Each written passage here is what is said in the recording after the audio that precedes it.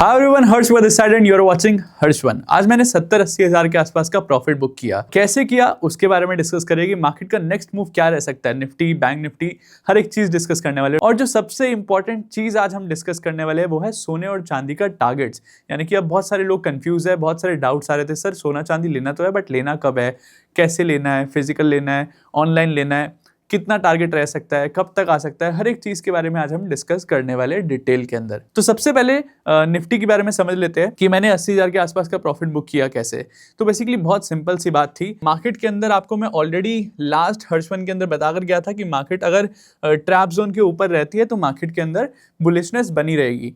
जब जब मार्केट नीचे आई तब तक मार्केट के अंदर बुलिश मूव आया। आप देखिए यहाँ पर तो 1 घंटे का टाइम फ्रेम है इसलिए बहुत छोटा लग रहा है, लेकिन अगर मैं आपको यहाँ लेकर जाऊँ 15 मिनट के टाइम फ्रेम में भी, तो मार्केट नीचे आई, यहाँ पर पैटर्न बनाया एंड देन बूम, उसके बाद वापस नीचे आई, बूम, लास्ट में नीचे आई, फिर ऊपर बूम। तो मार्केट जो है वो नीचे आ ही नहीं पाई।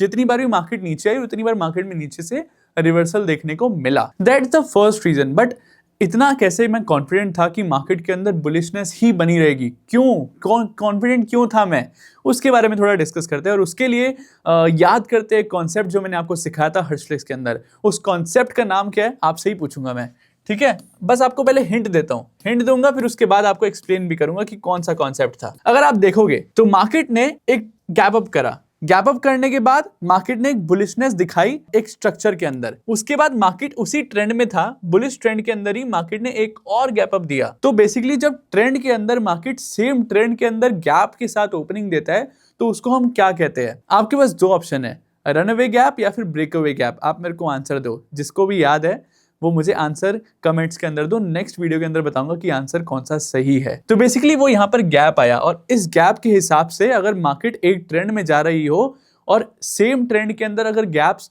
बनते जाए तो मींस वो शो करता है मार्केट के अंदर बुलिशनेस है, बेयरिशनेस नहीं है।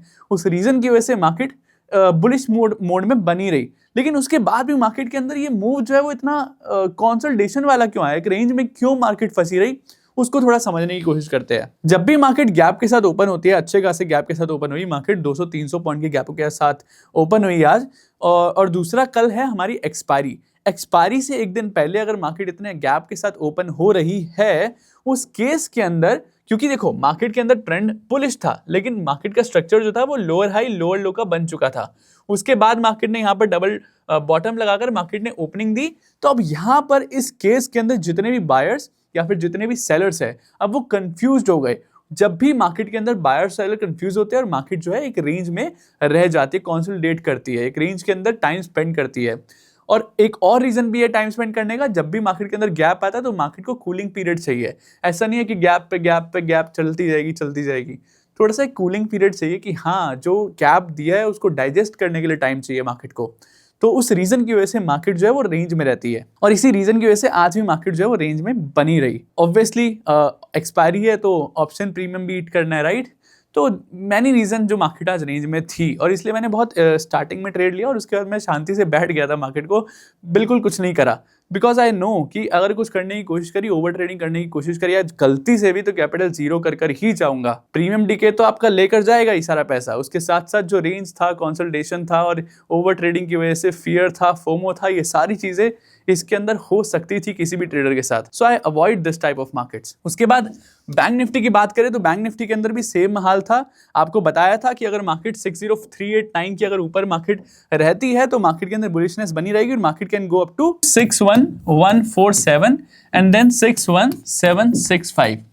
ये 2 लेवल्स में आपको इंपॉर्टेंट बताकर गया था, 61147, 61765। तो उस रीजन की वजह से मार्केट में अभी भी बुलिशनेस मेरे को दिख रही है क्योंकि हमारे लेवल जो है वो अचीव नहीं हुए हैं। तो अब निफ्टी के अंदर क्या हो सकता है उसको समझ लेते हैं। निफ्टी के अंदर अगर आप देखोगे ध्यान से तो आपको बहुत सारी चीजें देखने को मिलेगी। फर्स्ट पहले डेली टाइम फ्रेम में चलते हैं। डेली टाइम फ्रेम में अगर आप देखोगे तो यहाँ पर एक डबल बॉटम का स्ट्रक्चर बन रहा है, ठीक है, डबल बॉटम का स्ट्रक्चर। उसके साथ साथ आरएसआई अगर मैं लगाऊं तो आपको पता चलेगा ये डाइवर्जेंस है। Why divergence? Check this, market is going down, RSI is going up, तो ये हमारा डबल डाइवर्जेंस जो है बैंक निफ्टी के अंदर डेली टाइम फ्रेम के अंदर है। अब सिर्फ इतना ही नहीं, अब आवरली टाइम फ्रेम के अंदर भी चलते हैं। अगर मैं आवरली टाइम फ्रेम के अंदर जाऊंगा तो आवरली टाइम फ्रेम के अंदर भी अगर आप नोटिस करोगे बॉटम पर आवरली टाइम फ्रेम के अंदर भी हमारे यहां पर देखोगे तो market is going down, RSI is going up. तो अगर हम 1 आवर के टाइम फ्रेम में देखेंगे तो मार्केट के अंदर डाइवर्जेंस था, स्ट्रॉन्ग डाइवर्जेंस था, क्योंकि बॉटम पर था और जिस जगह पर था मैंने प्रॉपर्ली एक्सप्लेन किया है प्रीवियस वीडियो के अंदर कि वो जगह बहुत इंपॉर्टेंट थी, बहुत इंपॉर्टेंट लेवल था और वहां पर hourly time frame, daily time frame दोनों के अंदर डाइवर्जेंस बनना और क्लोजिंग भी स्ट्रॉन्ग होना बुलिश साइड में 100 नहीं 1000% मार्केट ऊपर जानी थी। और डाइवर्जेंस का क्या टारगेट रहता है मुझे बताने की जरूरत नहीं है। डाइवर्जेंस का target is very simple, last swing high. ठीक है, तो लेट्स चेक कि लास्ट स्विंग हाई अचीव हुआ या नहीं। डेली टाइम फ्रेम में चलते हैं। लास्ट स्विंग का हाई क्या था? यहां पर अगर मार्केट ने हमें एंट्री दी, ये रहा हमारी एंट्री प्राइस, ये रहा हमारा stop loss, last swing high is this. ठीक है, तो उसके बाद मार्केट ने सीधा जंप कर यहां पर टारगेट अचीव करा। तो जैसा कि मैंने बताया था, यूटीएस कम्युनिटी को बताया था कि मार्केट के अंदर न्यूज की वजह से जो हमारा टारगेट है वो जल्दी आ सकता है, लेकिन ऐसा नहीं होता कि न्यूज की वजह से कुछ एक्स्ट्रा ऑर्डिनरी हो जाए, नहीं होता वैसा। सिर्फ जो टारगेट है, जो स्पीड है मूव की, वो बढ़ जाती है। तो उस रीजन की वजह से हमारा टारगेट जो है वो एक ही दिन के अंदर आ गया। अब टारगेट नीचे आ गया, राइट। मार्केट ने क्या करा? हमारा डेली टाइम फ्रेम का टारगेट अचीव करा, आवरली टाइम फ्रेम का टारगेट अचीव हुआ। उसके बाद मार्केट ने, क्योंकि टारगेट अचीव हो गया भाई, मार्केट को गिरा दिया गया। अब जब मार्केट को गिराया, अगेन मार्केट सेम डायरेक्शन में ओपन हुई। तो इससे हमें पता चला कि मार्केट के अंदर जो गैप्स हो रहे हैं, अब ये रनअवे गैप है या फिर ब्रेकअवे गैप है, आप मुझे कमेंट करके बताओ। ठीक है, तो जो गैप्स हो रहे हैं अभी भी बुलिश डायरेक्शन जो है वो इंडिकेट कर रहे हैं, just because of gap. And साथ ही साथ मार्केट के अंदर देखो, अगर आप देखोगे नया हाई जो है प्रीवियस हाई से नीचे है, अभी भी देखोगे प्रीवियस हाई से नीचे है। नया जो लो है वो प्रीवियस से ऊपर है। ठीक है, तो ये अब जो सिनेरियो है वो बहुत सिंपल है। मार्केट अगर 25,800 के नीचे सस्टेन करती है, स्पेशली 25,834, हमारा 25,834 है ट्रैप जोन, इसके अंदर घूमती है और 25,653 के अगर नीचे जाती है तो देन उसके बाद आपको नीचे वाले लेवल देखने को मिलेंगे 25,470 एंड 25,252। लेकिन अगर मार्केट इसके ऊपर ही सस्टेन करती है और हमारी कल की कैंडल जो है एक्सपायरी वाले दिन भी मार्केट इसके ऊपर ही सस्टेन कर जाती है, तो देन उसके बाद हम देख सकते हैं 26,095 एंड 26,334। ये जो है दो लेवल ऊपर के मेरे को इंपॉर्टेंट लगते हैं। और नीचे के 25,800 पर बहुत ज्यादा डेटा जो है वो बहुत स्ट्रांग है। जस्ट बिकॉज एक्सपायरी है तो डेटा स्ट्रांग रहने के बाद भी ट्रैपिंग हो सकती है डेटा की भी। तो डेटा की अगर ट्रैपिंग होगी, यानी कि जितने भी हमारे राइटर्स है, कॉल राइटर, पुट राइटर, अगर उनकी ट्रैपिंग होना है तो उसके बाद मार्केट के अंदर कल वॉलेटिलिटी हाई रह सकती है। और लेकिन अगर उनकी ट्रैपिंग नहीं हुई 25,800 वालों की, तो सीधा मार्केट आपको 26,095 और 26,334 देखने को मिल सकती है। और बैंक निफ्टी के अंदर अगेन इट्स वेरी सिंपल।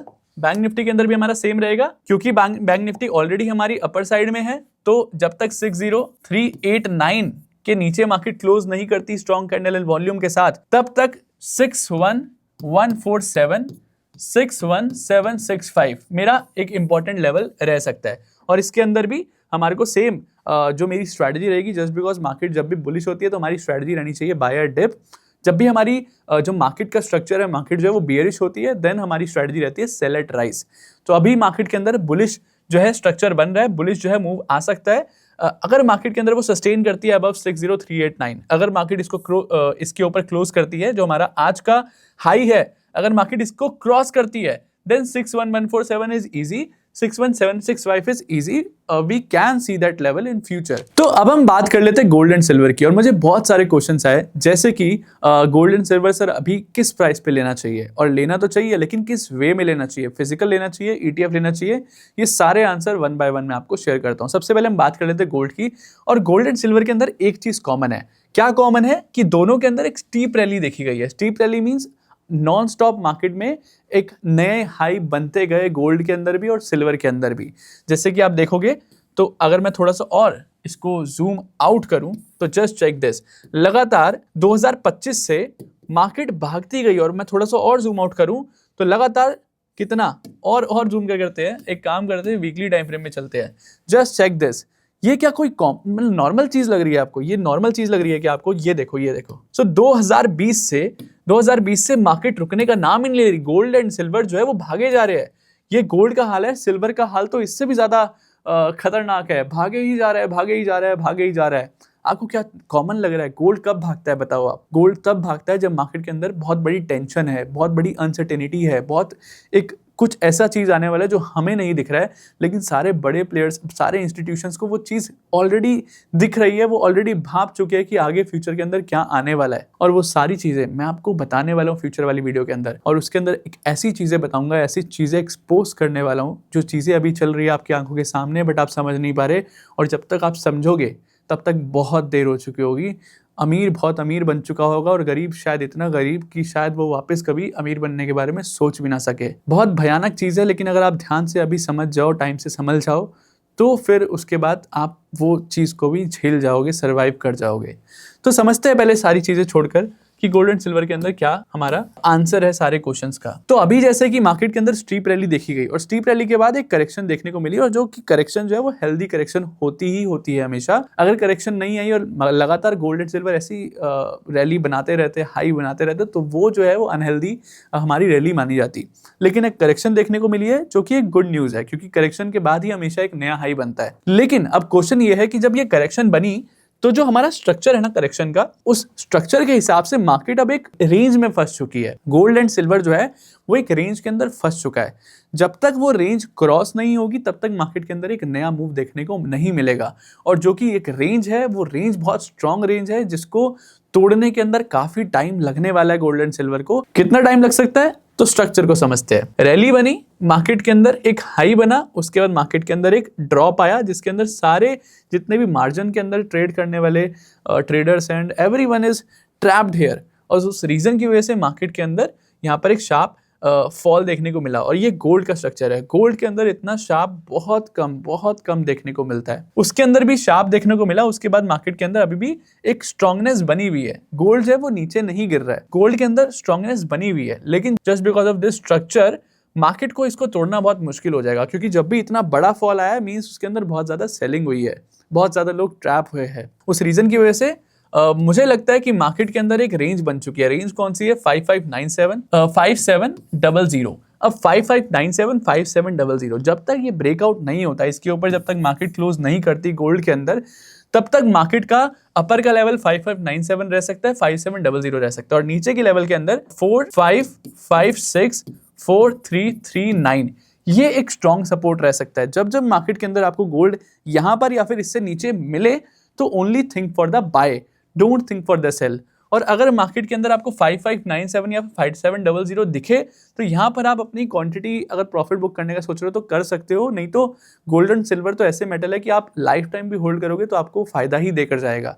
अगले 5 साल के अंदर मैं तो आपको बोल रहा हूँ कि होल्ड करो, चाहे सिल्वर 1.5 लाख आ जाए, 1 लाख आ जाए, जितना नीचे आए उतना फायदा है, क्योंकि जितना नीचे आए उतना आपको सस्ते दाम पे मिलेगा। 1 लाख आएगा नहीं, मुझे लगता नहीं है इतने दाम पे आपको कोई देने वाला है, क्योंकि अब सिल्वर का टाइम जो है नीचे गिरने का, मेरे को लगता है कि वो समाप्त होने वाला है बहुत जल्दी। शायद उसके बाद आपको सेम प्राइस पे कभी सिल्वर फ्यूचर में ना मिले। इतनी बड़ी स्टेटमेंट दे रहा हूँ, थोड़े टाइम के बाद आपको समझ आने लगेगा कि क्यों। क्योंकि फ्यूचर जब वीडियो लाऊंगा आपके लिए, देन यू विल रियलाइज कि क्या क्या हो रहा है मार्केट के अंदर, क्या क्या हो रहा है पूरे वर्ल्ड के अंदर। तो सिनेरियो की वजह से मुझे लगता है कि इसके अंदर जो है काफी सारी चीजें होने वाली है। वोलेटिलिटी हाई रहेगी, लो बन सकते हैं, लेकिन उसके बाद जब हाई आएगा तो वो ऐसा आएगा, रोक सको तो रोक लो। उसके बाद हम बात करते हैं, अगर ये टूट गया, 5597 टूट गया और 5700 के ऊपर क्लोजिंग दे दी, देन जो गोल्ड के अंदर मेरा नेक्स्ट टारगेट रह सकता है वो 6339 6592। तो ये जो 2 लेवल है, यहाँ पर जो है मैं गोल्ड को देखता हूँ। यहाँ पर अगर गोल्ड आता है तो यहाँ पर या तो आप प्रॉफिट बुकिंग करने का सोच सकते हो, और यहाँ पर मैं नई क्वांटिटी बाइंग करने के बारे में थोड़ा कम सोचूंगा।